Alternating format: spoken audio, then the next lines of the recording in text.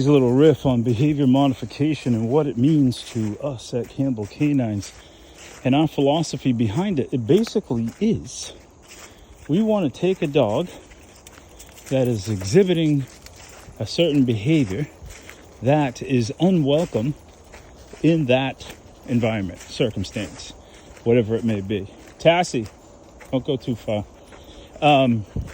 Good girl. So we just want to teach the dog to see things a different way in a different situations. And there's no offense to our cat friends out there, but there's more than one way to skin a cat.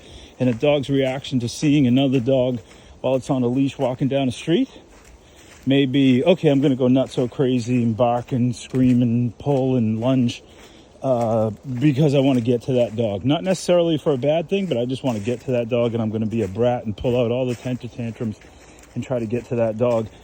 Well, what we want to do as, the course of modifying that behavior is teach the dog that, hey, we're not going to do that. You're going to pay attention to me. We don't care about that other dog. And you're going to pay attention to me, and I'm more important than that dog. Same thing with, people coming into your house. Family, friends, they come into the house. The dog goes nuts. So he's jumping, he's going crazy, he's knocking over grandma, he's pushing down your toddler nephew, and things are not cool. So the other ways to address that, how you get there, is you teach the dog that, no, I don't want to see that. I believe in my dog succeeding. I believe in giving him all the practice and answers to the test.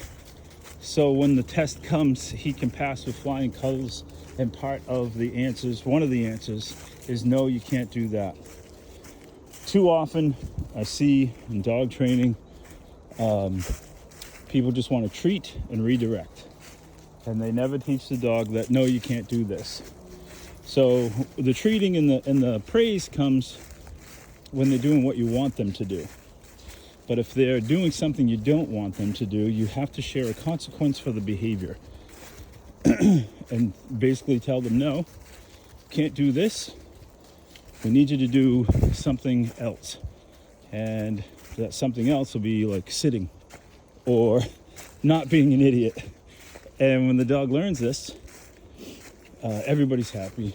And that's behavior modification. Simplified, I don't want the dog to do something. I'm going to modify that behavior, and then I'm going to show them something else to do, and I'm going to praise that new behavior when they get there. But first, you got to shut down the bad behavior, or unwanted behavior, I should say, and then you're going to reward all the good stuff. But you got to show them what the good stuff is, and then basically we shut down that tunnel in the brain. So if you think of the dog's brain as a box, and a trigger comes into the box like another dog coming up to us, and the trigger comes in, and out of that box is a number of tunnels, and those series of tunnels are the behavior, which route the dog chooses to go down. So if it usually goes down tunnel A, and that's pulling and lunging and going crazy, we've got to block off tunnel A so they can't get down there anymore, and show them that tunnel B, although it's dark, it's not paved, not well lit, it's still a way we can go. And at first, it's getting them to go down that unpaved, unlit tunnel.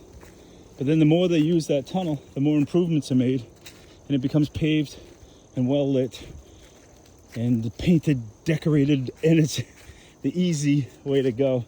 And then the dog learns, oh, I'm just going to go down tunnel B every time I see a dog coming. And that means I'm going to, look to my owner, see what my owner has to say. What does he want me to do? How about not be a knucklehead? And we'll just walk past them because we don't need to greet every dog that we see.